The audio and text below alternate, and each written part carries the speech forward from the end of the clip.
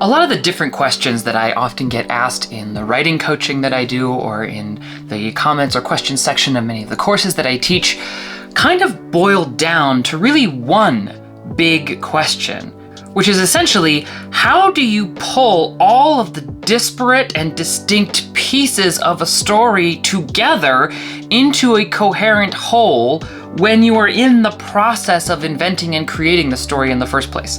A complete story is a really complex machine, if you want to think of it that way, a complex organism with a lot of different parts and components. You have your plot elements, your narrative structure, your characters of different types, your dialogue, your scenes, and your location, and your world building, and your pacing, and I could keep going because there are a lot of elements that make up a story, and most of them kind of happen under the hood, so to speak. In addition, the other really complicating factor is that none of those elements exist in isolation. You don't just have a protagonist or an antagonist. You don't just have a major location in your setting.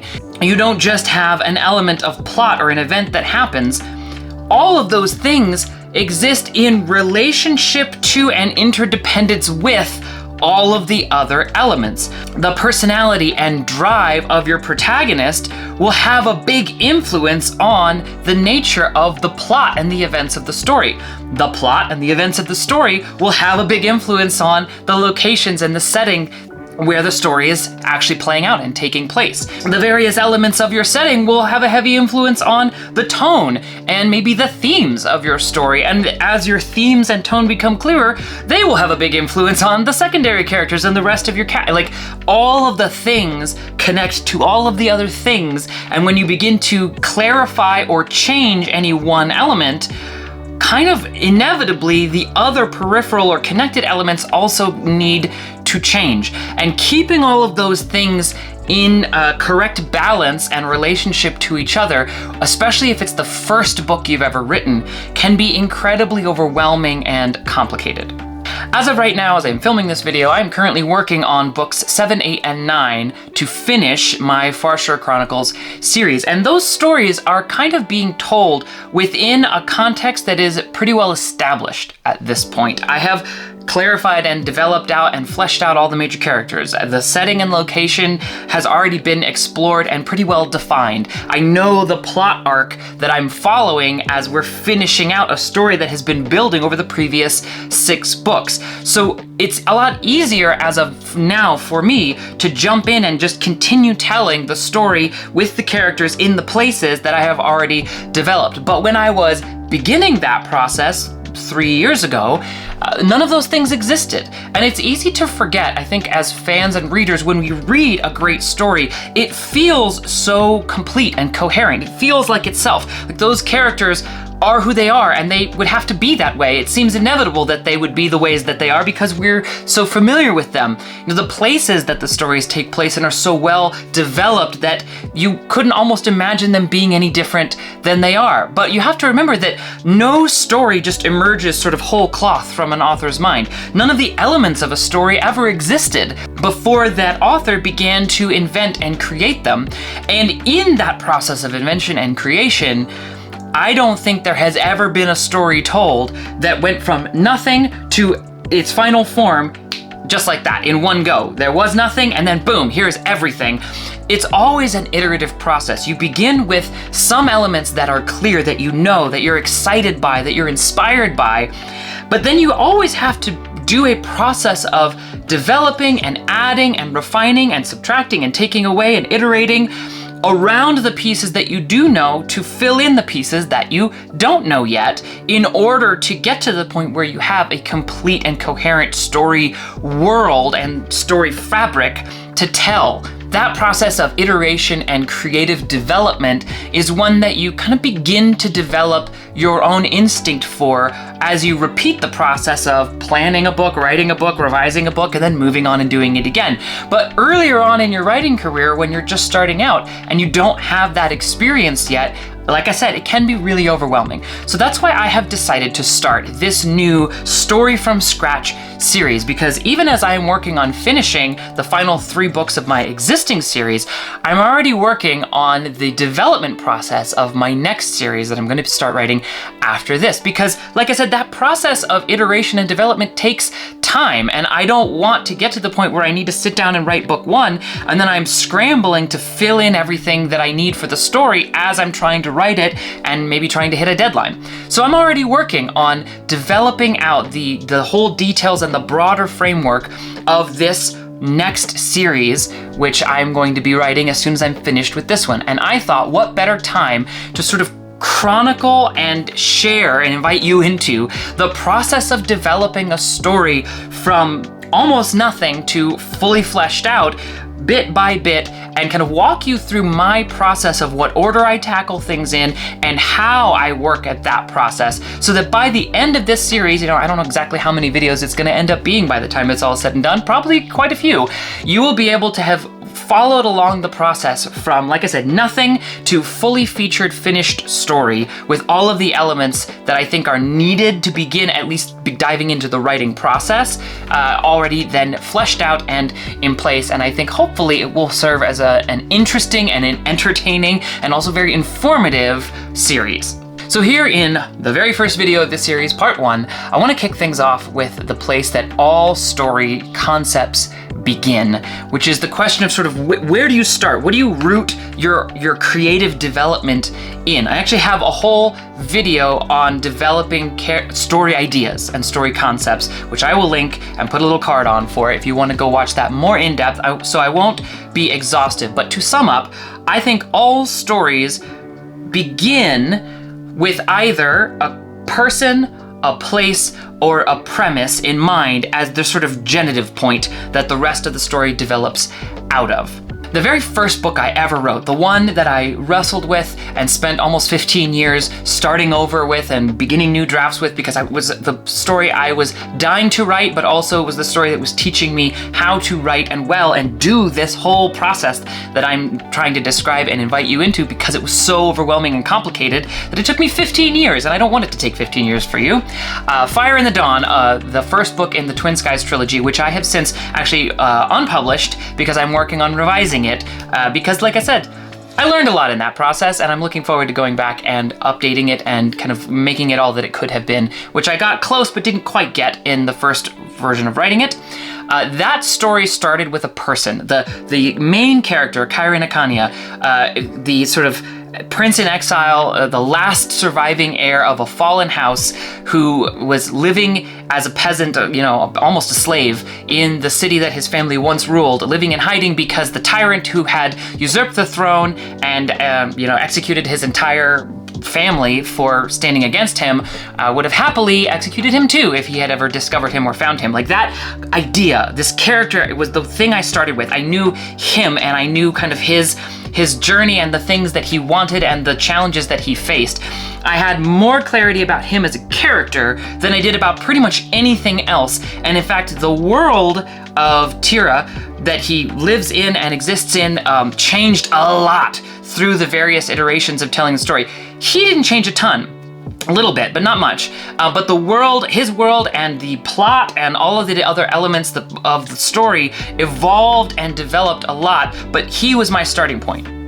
When I started working on the Far Shore series, I actually didn't even have a main character in mind, but I had a premise, this idea of what if we kind of took the similar dynamic to the discovery of the North American continent in our own real history, but what if instead of just discovering a new land, the early settlers who found and then began living in the New World actually discovered not just a new place, but they discovered magic and myth and all of the elements that had formed the basis of our stories and our history and our mythology that we tell, that we have these records. Like, what if they found manticores and elves and wizards and magic, all of that existing in this new place? How would they have to adapt to that? What would happen?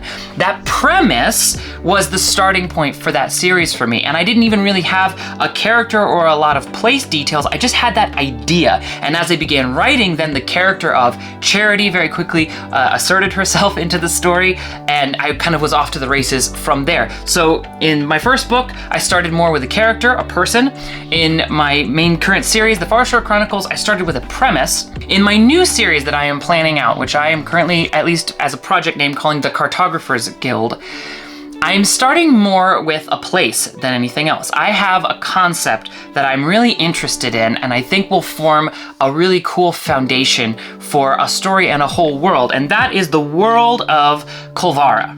So the idea that I am kind of springboarding off of when it comes to developing Kolvara as a setting was I started playing in my head with this idea, the fact that every setting that I've ever seen or read about, and certainly our own real world history, is defined very much by place as a set thing. You know, the terrain features are what they are and exist where they exist, and that defines a lot of things. Where the rivers are, where the mountains are, defines where the borders of countries are, and the topography and the climate and all of the other elements of the world are kind of the formed and settled realities of that place, and then everything else sort of revolves around and evolves out of those set things.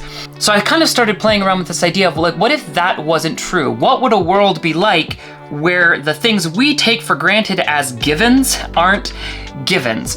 And I began to develop this idea of a world, Kolvara, where every so often on a set rotation, a set time, I'm thinking every century, like 100 years exactly, every 100 years to the day, a strange phenomenon takes place. Now, again, in a lot of these videos, I'm gonna say the way I'm thinking about it now, and this is kind of what you have to do. You have to start with what you know and start with filling in some points of clarity, and you can always go back and change things later. So who knows, maybe I will change this, but for right now, I'm envisioning a mist. So every 100 years, a strange mist like swirls over the entire world, and for some weirdly indeterminate period of time where everything is a bit odd and people sort of, you live in the mist, you don't really know how long time passes or what is going on, and it's dangerous in ways that I still sort of need to define and figure out. But eventually the mist recedes, and when that happens, everything is different. Literally everything in the world has changed and moved. So where you might, maybe the village that you were born in and grew up in is on the slopes of a mountainside, the mists roll in, and when they recede, suddenly you're on an island in the middle of an ocean that wasn't there before. Everything has changed. Everything is in a different place. And I started playing with that as a concept. What if the world changed completely every 100 years? What would happen? What would happen to the cultures that grew up in this world? Like, what if we lived in a world that had been this way for thousands of years? How would that begin to affect society and cultures and places and history?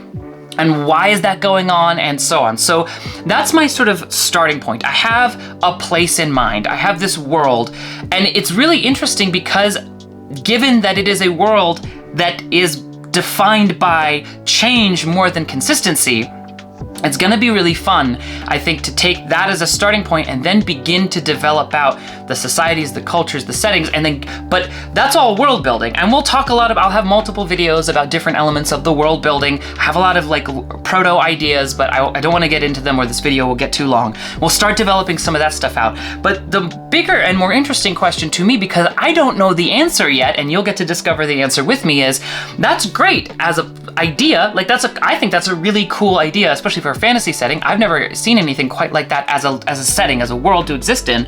But what about the story? A setting, a place, none of the elements that I've just named, a person, a premise, or a place, on their own is a story. You have a person, and that's fine, but until they encounter a premise, like a beginning point, a launching off point, an impetus to a story, they're just a person existing. A place is interesting, but it's just a location, it's just a place.